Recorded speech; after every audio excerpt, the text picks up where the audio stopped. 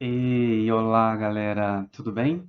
Então, nesse módulo nós vamos discutir sobre o uso político das competições e dos esportes, e a gente vai também discutir sobre alguns conceitos ideológicos que vão comparecer dentro dos eventos, né?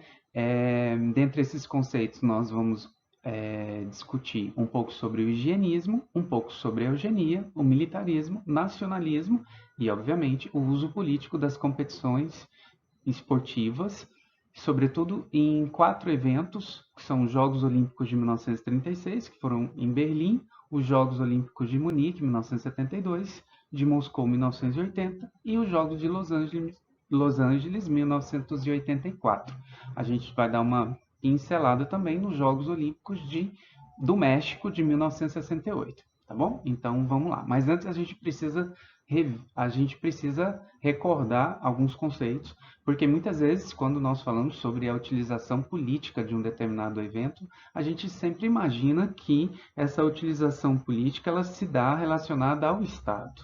E não necessariamente a política tem relação com o Estado. A política tem relação com outras coisas. E é isso que a gente vai dar uma recordada agora.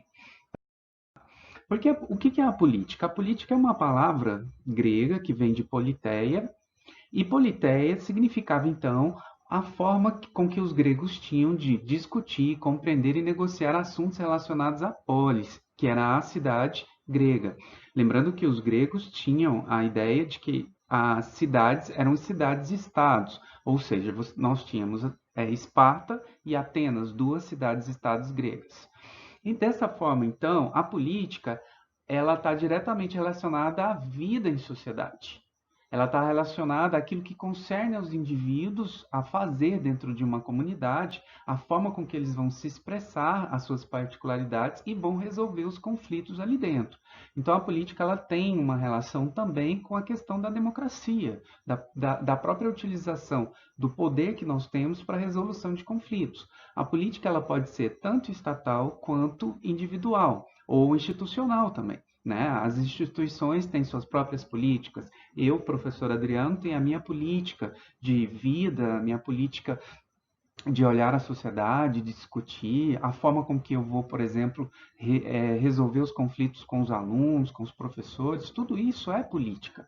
A política, então, não é essa ideia que nós temos de um palanque, de políticos, né, do legislativo, do executivo. Não, a política ela tem relação com a forma com que nós expressamos as nossas relações de poder, a forma com que lidamos com essa relação de poder. Então a política ela está ligada tanto com os aspectos estatais quanto os aspectos individuais. É importante vocês entenderem que essa ideia de política enquanto efeito ou quanto responsabilidade do Estado é uma coisa muito nova, é do século XV. É quando as nações vão surgindo e se fortalecendo e vão se configurando enquanto sociedades, enquanto nações, e nação significa dar nacionalidade, e nacionalidade significa determinar pertencimento, e determinar pertencimento significa instituir deveres e também direitos. Então, essa ideia de política enquanto Estado, ela vem ali mais ou menos a partir do século XV. Né? Antes, a política ela tinha uma relação mais com o cidadão, da forma com que se resolvia então os problemas da polis, como a gente, né, como eu havia colocado anteriormente. Então, quando a gente vai falar sobre Jogos Olímpicos ou a utilização de outros eventos de formas políticas, nós estamos falando então dessas relações de poder e da forma com que os indivíduos então eles se expressam, da forma com que eles na forma com que eles instituem suas particularidades, apresentam as suas críticas. Então, os atletas, em vários momentos dos Jogos Olímpicos, apresentaram críticas relacionadas a governo, relacionadas a, a regimes de apartheid, né, regimes racistas. A gente tem visto aí toda uma política, né, de críticas em relação à homofobia, ao machismo e tal. Então, isso é fazer política. Fazer política, então, é essa ciência da governança, essa ciência da negociação para compatibilizar os interesses, a partir do quê? Das possibilidades que as relações de poder nos colocam, né? Então, quando um atleta uma, ele faz um protesto em um determinado evento, ele sabe que ele está dentro de um jogo de poder e que ele vai ser ou não punido, né? Ou se o seu protesto vai ser ou não aceito perante a sociedade. E isso aconteceu e tem acontecido desde quando os Jogos Olímpicos se instalaram em 1896.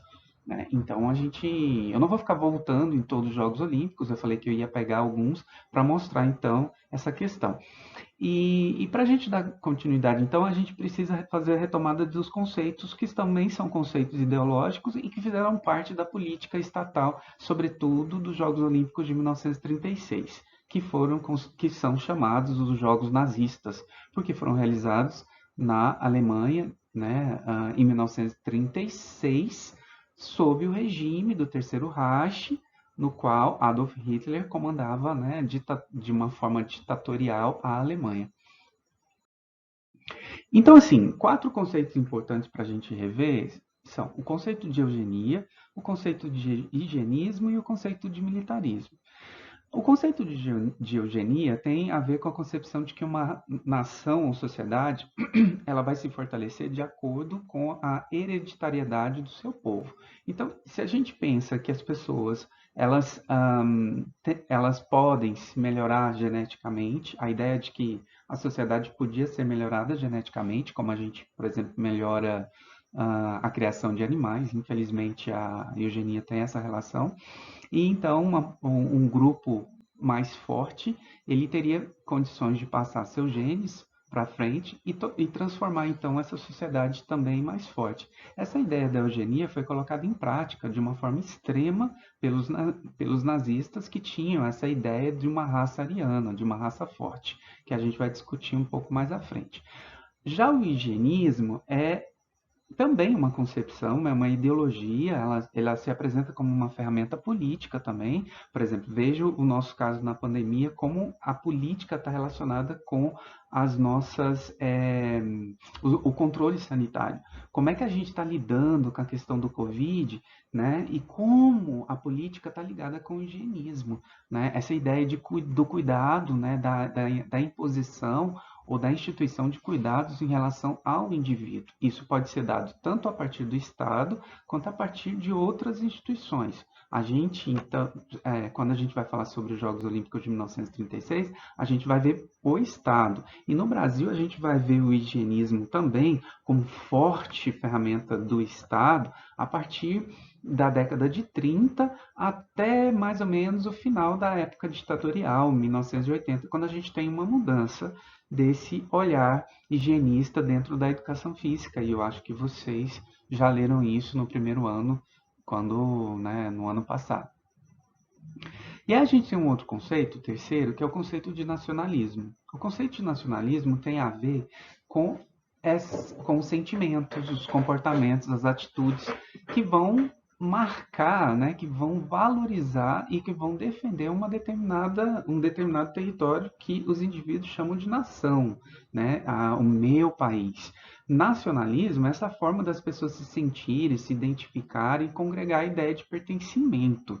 Pertencer a, a uma nação significa ter, então, valores nacionalistas.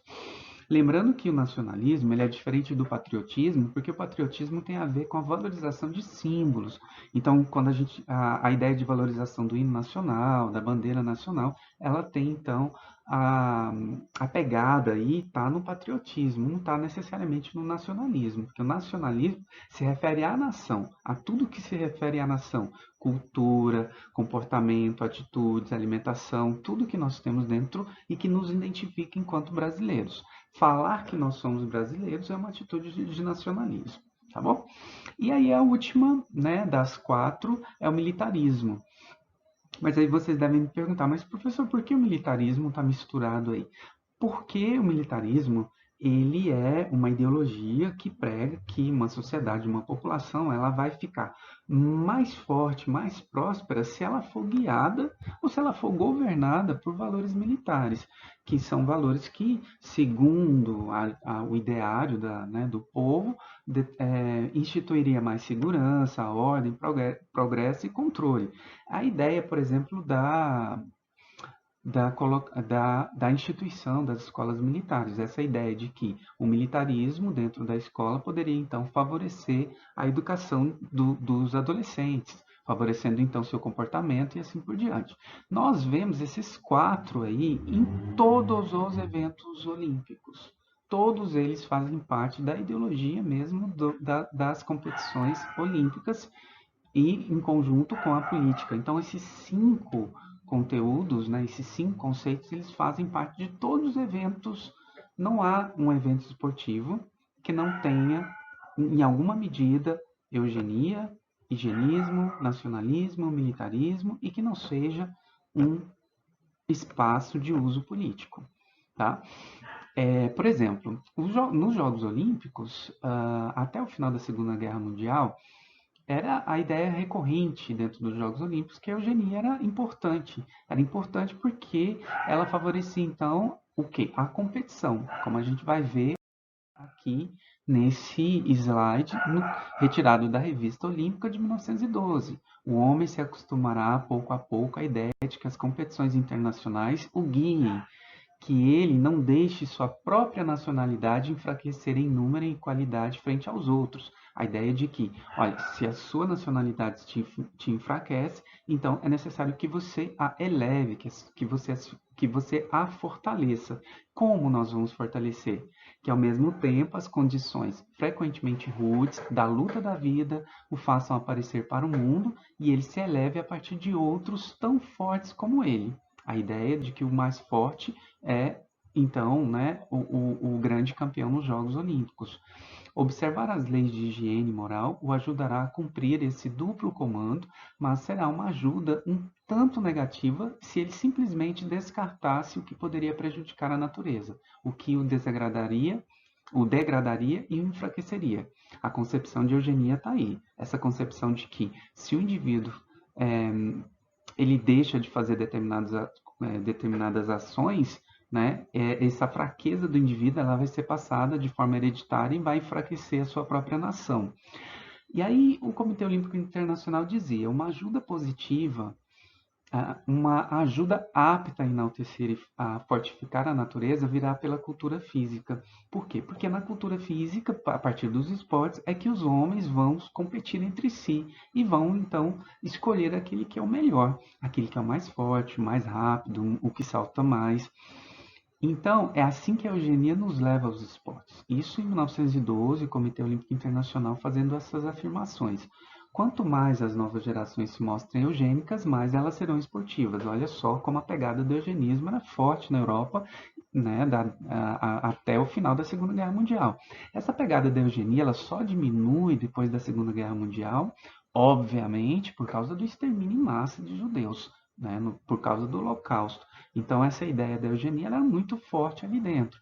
E essa ideia de eugenia fazia parte da política estatal, fazia parte da política não só lá da Europa, assim como no Brasil, a partir da década de 1920, 1930, 1940, até mais ou menos 1980, quando a gente tinha tanto o higienismo quanto a eugenia, que na verdade a eugenia cessa um pouco no Brasil no final da década de 40, também influenciado pelo final da Segunda Guerra Mundial e os efeitos da Segunda Guerra Mundial, tá bom?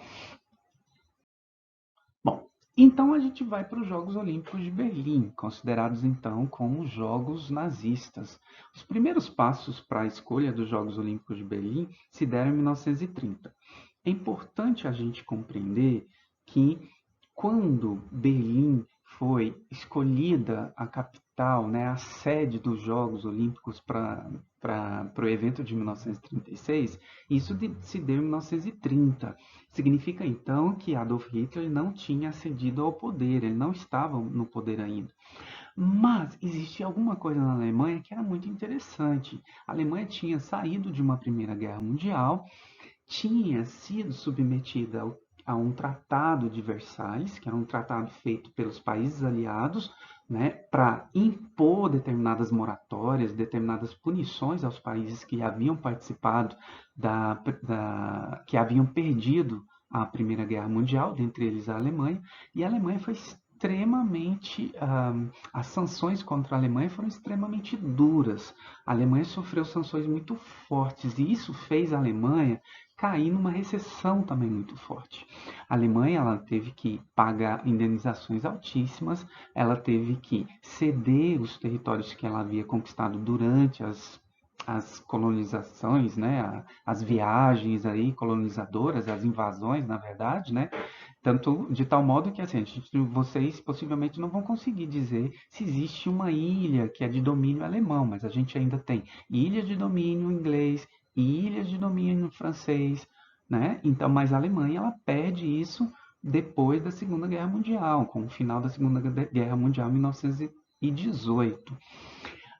Em 1930, nesse congresso, os dirigentes vão defender então que Berlim possa sediar os Jogos de 1936. Mas por quê? Porque seria Berlim que sediaria os Jogos de 1916, que não foram realizados por causa da Primeira Guerra Mundial. Na disputa estavam tanto Barcelona quanto Berlim, e a capital alemã então foi escolhida como sede, justamente para tentar restabelecer uma nova possibilidade à Alemanha por causa da Primeira Guerra Mundial. E porque a Alemanha parecia, naquele momento, uma das cidades mais fortes para realmente sediar o evento. Entretanto, em 1933, o Hitler se tornou chanceler. E com a morte do presidente alemão naquele momento, né, do primeiro-ministro alemão, o que acontece? O Hitler ganha poder máximo. Aí ele impõe a ditadura. E aí o Estado que ele impõe, né, o Estado vai impor o seu poder em todas as esferas da vida social.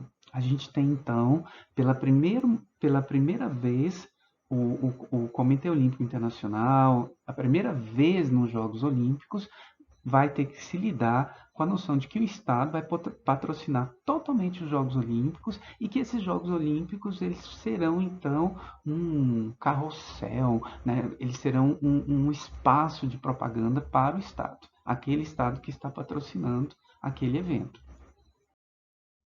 Mas assim, quando os Jogos Olímpicos entram em cena nas discussões ali entre, obviamente, Hitler e os defensores, né, e os seus coligados, Hitler não queria necessariamente que os Jogos Olímpicos fossem para Berlim. Muito pelo contrário, existia ali uma disputa entre o esporte e a ginástica, que eram duas pedagogias importantes no cenário europeu. A ginástica por parte da Suécia, em alguma medida na França, mas sobretudo na Alemanha, e os esportes que tinham então nascido, né, e se fortalecido a partir da Inglaterra. A sociedade alemã, por exemplo, ela não apoiava os esportes. Ela preferia, na verdade, então, as ginásticas. Elas viam os esportes como coisas de ingleses. O forte, então, na Alemanha seria a ginástica, que teria uma relação muito mais com disciplina, organização coletiva, né? Não tinha essa influência, né? Não tinha essa coisa de escolher o melhor indivíduo e tinha toda essa relação com a pureza de uma raça, a organização social de um determinado grupo. Então, o governo alemão ele era muito crítico com relação aos esportes, de tal modo que o Hitler quando ele resolve, né, então, aceitar sediar os Jogos Olímpicos em 1936, ele dizia, mas eu vou sediar esses Jogos, mas na verdade, eu queria fazer, então, um grande festival de ginástica, porque era esse o evento que ele achava interessante, e não uns Jogos multiesportivos internacionais, como os Jogos Olímpicos, que tinham como um mote, né, como um lema, essa coisa da solidariedade humana. Então, Hitler já mostrava, de certa forma, as suas críticas em relação a essa ideia de solidariedade humana, porque para ele o esporte era algo que valorizava em demasia o indivíduo e no esporte ganharia aquele que fosse mais forte, mais e mais rápido, independente da religião, da raça, e isso, obviamente, para Hitler e para o seu ideal de sociedade, a sua política nazista, isso não era interessante. Então, ele foi contrário ao jogo. Mas, ele tinha entre ele, né, alguém que ainda hoje é considerado como a máquina de propaganda nazista, que foi Joseph Goebbels. Joseph Goebbels era um militar nazista e ele era o responsável pela propaganda nazista. Era responsável pela publicidade, era responsável por fazer os logos, era responsável por tudo dentro do nazismo, fazer essa ideia de que o nazismo era forte, potente e tal, não sei o quê. De tal modo que, né, a suástica, ela é pregada, ela ainda é pregada na nossa cabeça a partir como esse símbolo ele ganhou poder nesse regime. Então, assim, apesar da desaprovação inicial do Hitler, ele foi convencido por esse ministro da propaganda que os Jogos Olímpicos seriam um evento importante para mostrar ao mundo a vitalidade e a capacidade de organização da Alemanha. Mas o COI, ele se mostrava preocupado. Até porque, obviamente, já se chegava à Europa, né, já se chegava notícias sobre o Hitler no poder e como ele já perseguia os seus adversários. E quando isso chega na Europa, a questão da perseguição também aos judeus, negros, homossexuais e ciganos, e como isso chegava em outros países, isso preocupava o Comitê Olímpico Internacional. Entretanto, essa preocupação, ela era uma preocupação relativa, ela era relativa ao que poderia acontecer. Existia alguns que diziam que, na verdade, essa preocupação ela era criada por um grupo que era contrário ao governo do Hitler e não necessariamente às suas ações, não viam necessariamente que existia alguma coisa problemática. Então, existia todo um jogo político ali dentro, né, entre o Comitê Olímpico Internacional, mais o país sede, que seria a Alemanha, e os outros países, sobretudo os Estados Unidos, né, sobre a realização dos Jogos Olímpicos de 1936. Então a gente vê todo um jogo político mesmo, de influência. A gente tinha associações judaicas, a mídia, intelectuais que exigiam que o evento fosse boicotado, dirigentes esportivos e membros do COI alegavam que não haviam provas contra as perseguições e prisões de judeus, negros, ciganos, gays, lésbicas e oponentes ao regime, né, oponentes políticos ao regime. No fundo, o Comitê Olímpico Internacional ele acreditava que esse evento, fazendo o evento ali na Alemanha, poderia provar que a Alemanha ela tinha conseguido se estabelecer como um país forte, né? E que na verdade, se tivesse algum problema de conflito entre esses países, o Comitê Olímpico Internacional acreditava que os Jogos Olímpicos poderiam resolver isso. Na verdade, talvez este tenha sido a primeira vez que se tem notícia da utilização dos Jogos Olímpicos como apaziguador, né, para levar a paz. Até porque na antiguidade a ideia dos Jogos Olímpicos era justamente essa. As cidades-estados Atena e Esparta, elas paravam em algum momento de se degladiar, de entrar em conflito para fazerem os jogos. E essa política da paz, obviamente, ela chega então à ideia do Pierre de Coubertin, que foi o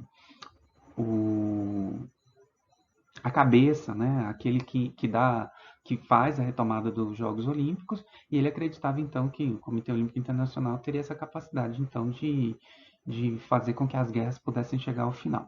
Grande e ledo engano. E a gente sabe muito bem que não foi assim. Até porque os Jogos Olímpicos já tinham sido eles já tinham sido cancelados em 1916. Então eles já sabiam que não seriam competições olímpicas que parariam as guerras.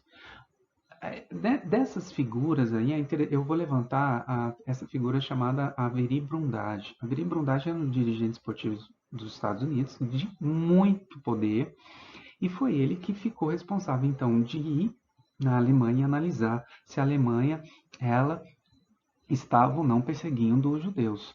Inclusive ele, quando volta para os Estados Unidos, é ele que possibilita a participação dos Estados Unidos, e aí quando os Estados Unidos dizem que não vão boicotar e que vão participar, outros países seguem o caminho, né, a trajetória dos Estados Unidos e participam dos Jogos Olímpicos de 1936.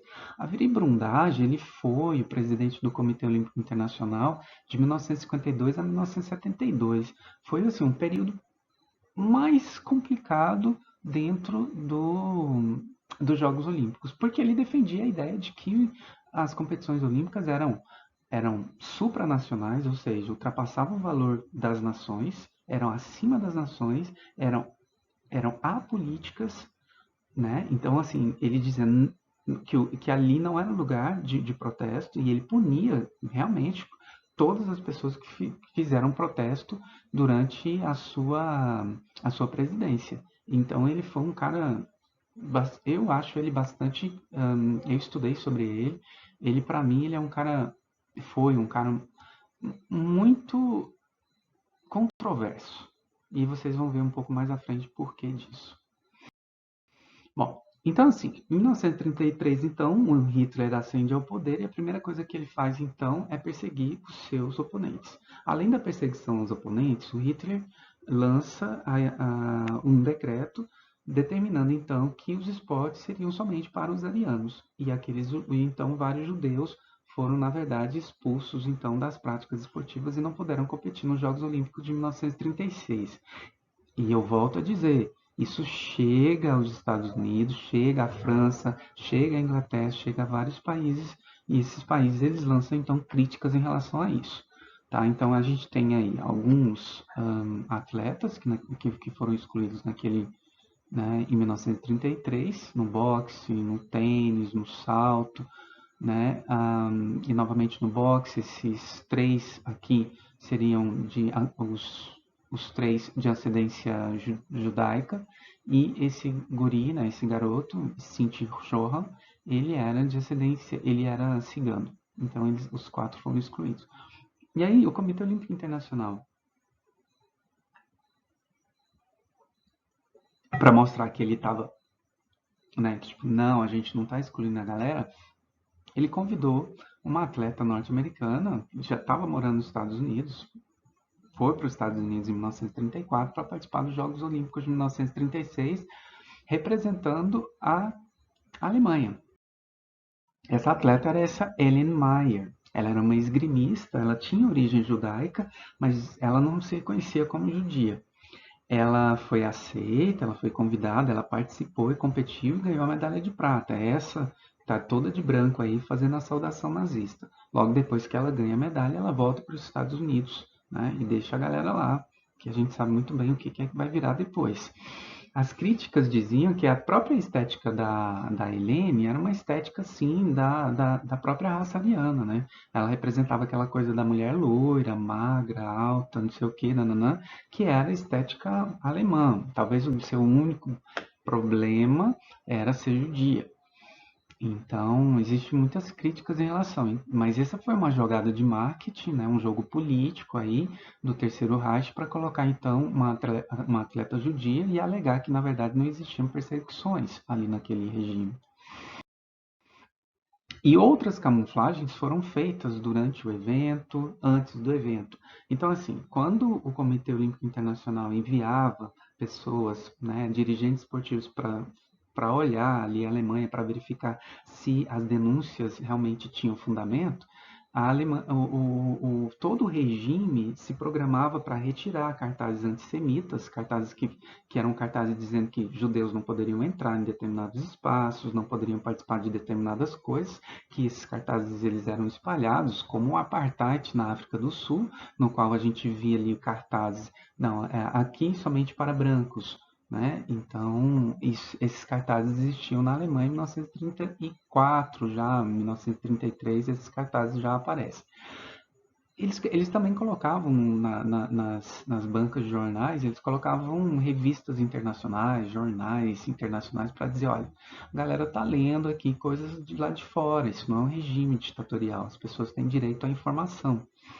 Depois, eles também se organizam, né, como figurantes em praças, bares, praias, para tentar mostrar que a Alemanha era composta de uma população que era livre, feliz, né, e diversa, inclusive.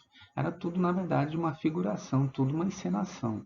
E o Terceiro Reich, durante os Jogos Olímpicos, ele baixa uma ordem para que os homossexuais estrangeiros, né, não fossem presos. E isso a gente observou também numa Copa do Mundo, acho que é a Copa do Mundo do Catar, que tinha essa coisa de tipo, olha, a gente não vai prender. Os Jogos Invernos de Sochi, né? Também eles lançaram essa essa condição, né? Não, eles não prenderiam, mas também eles exigiam então da população LGBT que respeitassem as normas do país e não se apresentassem, né? Não fizessem gestos de carinho, abraços, beijos e tal, não sei o que, dentro e durante o evento esportivo. Mas eles não chegavam a ser presos, o que era diferente da própria população das cidades sedes, dentre eles o Catar e mesmo o Sochi na Rússia. Bom, e aí, quais eram os princípios da política nazista? Primeiro, existia toda uma valorização da estética da Grécia antiga.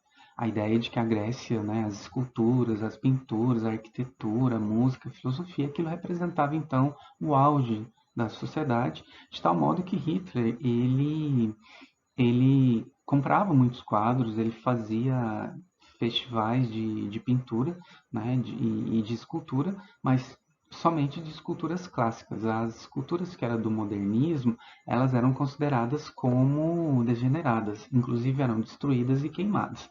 Então tinha toda uma estética que vocês podem ver num dos vídeos que eu coloco lá no final dos slides, que é sobre a era nazista. Esse vídeo é muito interessante porque vocês vão ver a arquitetura dos prédios e tal, não sei o que, e aí vocês podem entender o que eu estou falando. E não se esqueçam também de observar que tanto a Grécia quanto Roma, o Império Romano, eram dois valores importantes para o Terceiro Reich ou para a política eugenista, né, nazista. Até porque eles queriam copiar, eles queriam retomar, eles queriam voltar a ser o Império Alemão. E para ser o Império Alemão, eles tinham dois modelos: o modelo da Grécia, grego, clássico, antigo, não moderno, do seu período, e os romanos, né, e as conquistas romanas. Para a política nazista, a superioridade da raça ariana, ela estava em traços. Por exemplo, essas duas fotos que vocês veem, do soldado alemão e dessa criança, eram os modelos de raça, né, ariana. Essa menina, por exemplo, ela fez parte do cartaz para influenciar então essa coisa da beleza da raça ariana, só que assim, né, o cara que fez o cartaz não sabia que na verdade ela era judia. Então, existem até matérias que vocês podem pegar, jornalísticas, falando sobre isso. Então, assim, o que era essa raça ariana? A raça ariana vinha do sânscrito ário, né, ou ária, que significava nobre. Nobre significava ser superior. E superior a partir do quê? A partir de um fenótipo. Qual que era o fenótipo?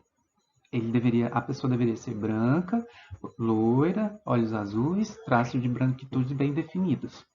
E ainda tinha que ter aspectos morais, né? Deveria ser heróica, tinha a questão da própria sexualidade, né?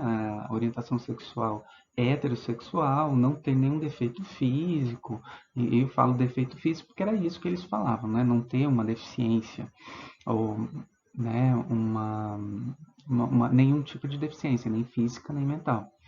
A Alemanha, então, quando ela sai da Primeira Guerra Mundial, muito ressentida, ela vinha com a vontade de restabelecer o seu território, de restabelecer o seu poder militar e tal. E é por isso, então, que ele se impõe, né? O Estado impõe essa ideia, essa política nacionalista para fazer com que os indivíduos acreditassem que eles pertenciam novamente ao Império Alemão e que esse Império Alemão era superior aos outros e que eles tinham direito, inclusive, de invadir outros territórios. Essa política, então, era uma política o quê? Era uma política apoiada pelo Estado. Era uma política estatal. Aqui eu coloquei só a título de exemplo os modelos da raça ariana, né? Assim, tipo, eles citavam uma raça, mas na verdade aí você tem Adolf Hitler, a gente tem do lado esquerdo dele o Joseph Goebbels, o Simon Reis e um comandante também nazista. Então, assim, nenhum dos quatro, os grandes comandantes nazistas, tinham essa coisa da raça ariana, né? Da ideia dessa beleza, dessa plasticidade, loiritude, né? Essa coisa de ter olhos azuis e tal, não sei o quê. Então, assim, existia essa concepção, essa vontade, mas na verdade ela era muito mais um ideário do Hitler do que necessariamente alguma coisa hum, muito, muito, como é que eu posso dizer? Não é que não era materializado, eles utilizavam medidas de nariz, de olho, né? Eles tinham uma tabelinha de cor de pele e tal para verificar em que medida as pessoas eram ou não dessa raça ariana. Mas ser ou não da raça ariana não era o problema era ser judeu, ser homossexual, ser negro, né? E ser oponente político e ser cigano. O grande problema para a política nazista era essa. Bom, e aí a gente chega então na realização dos Jogos Olímpicos de 1936. Lembrando que eles foram votados lá em 1931, em 1933 então o Hitler ascende ao poder, e esses Jogos foram realizados do 1º a 16 de agosto de 1936. O Hitler fez o discurso de abertura com toda pompa. Ele chega num carro, ele passa numa avenida cheia de bandeirolas enormes, de bandeiras enormes, com a suástica, com uma multidão fazendo, né, a saudação nazista, como vocês observam aí nessa escada, com várias pessoas fazendo a saudação nazista. Enquanto os Jogos Olímpicos se desenrolavam nesse período aí de 1º de agosto a 16, a 35 quilômetros lá de Berlim, eram construídos então um campo de concentração, né? O Sachsenhausen. Sachsenhausen, acho que fala assim.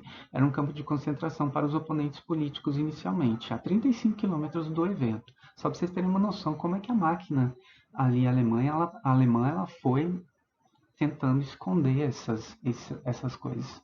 E depois, o que é interessante também nos Jogos Olímpicos é que eles incluem um outro ritual que fez parte a partir de 1936 e fez parte até dos Jogos Olímpicos do Rio 2016, que é justamente o acendimento da pira e esse revezamento. Ela sai da cidade de Olímpia, lá na Grécia, onde o fogo sagrado é aceso, e ela sai então percorrendo vários países até chegar na cidade sede.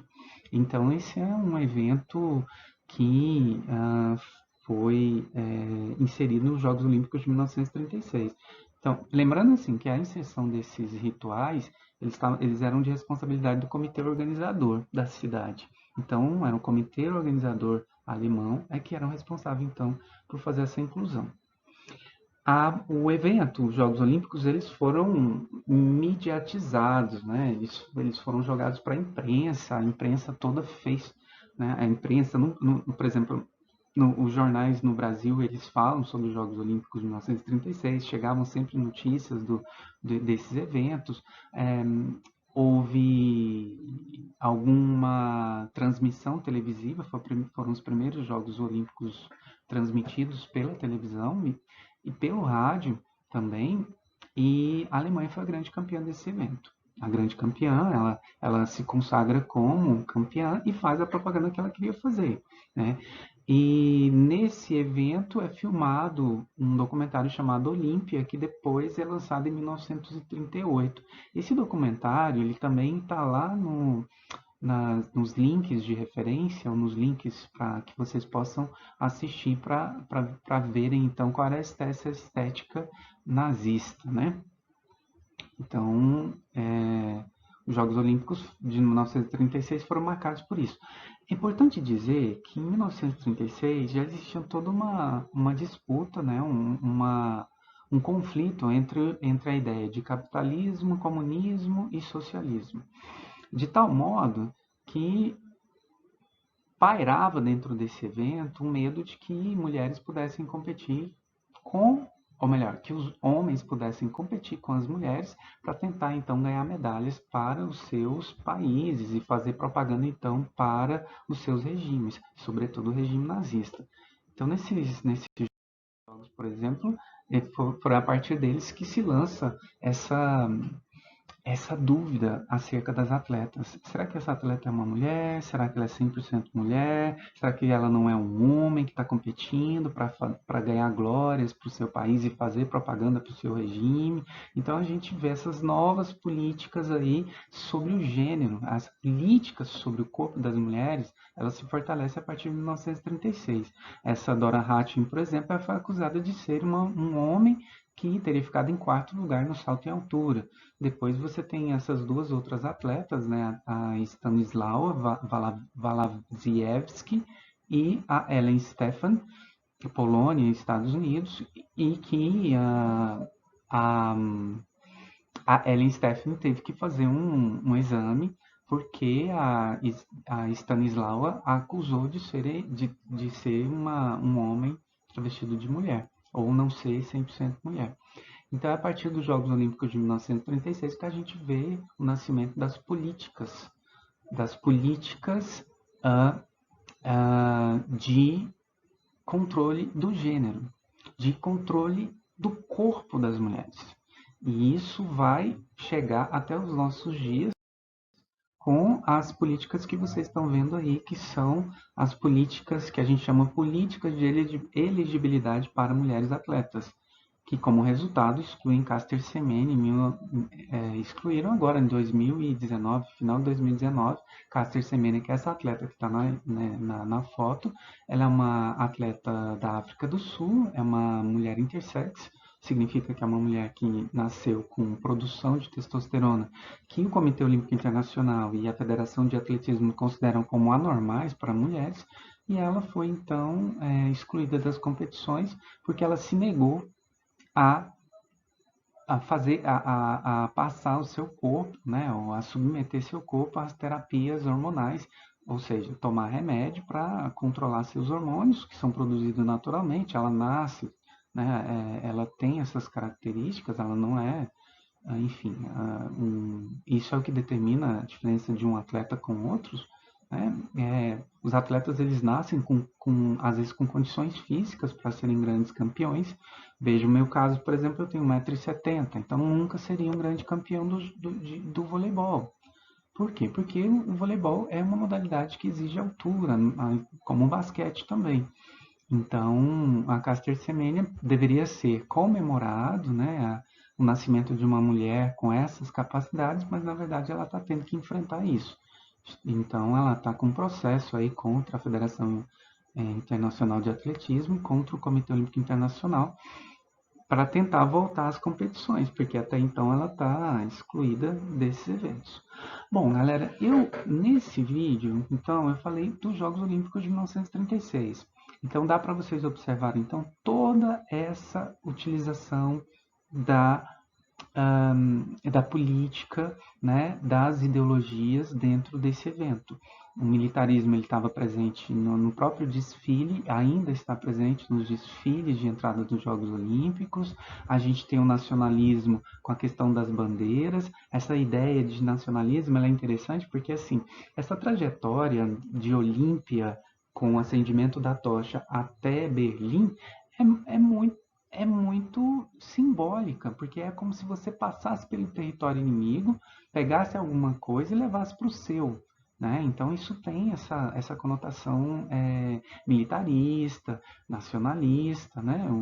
Os Jogos Olímpicos de Berlim eles fizeram toda uma propaganda nacionalista. Né? As pessoas elas lotaram o evento e para o Comitê Olímpico Internacional isso foi assim interessantíssimo. O Comitê Olímpico Internacional tem alguns documentos que vão dizer que os jogos foram extremamente bem organizados, que foram um dos melhores jogos olímpicos, porque a população ela compareceu, né, de forma a encher os estádios, mas isso tinha todo um aparato por trás para que isso fosse feito.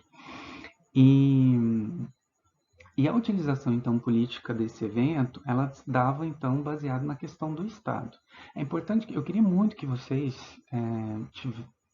mantivessem na cabeça essa ideia do Estado. Por quê? Porque vai ser a partir da Segunda Guerra Mundial que as nações elas vão e que essas políticas internacionais elas vão se fortalecer no cenário, né, internacional. Até então elas não eram como estavam. Lembrando que a ONU nem existia. Então, assim, a Segunda Guerra Mundial vai mexer totalmente com a ideia de política, de tal modo que foi a partir da Segunda Guerra Mundial que o mundo acaba se dividindo em potências, né? Bloco capitalista, bloco socialista, e a gente entra nas guerras frias. E aí isso explica um dos porquês da gente entender hoje, na nossa sociedade, que política é direita, esquerda e centro. E, na verdade, política não é direita, esquerda e centro. Política, ela vai além disso. A gente não tá, política não fala de partidos, só partidos políticos.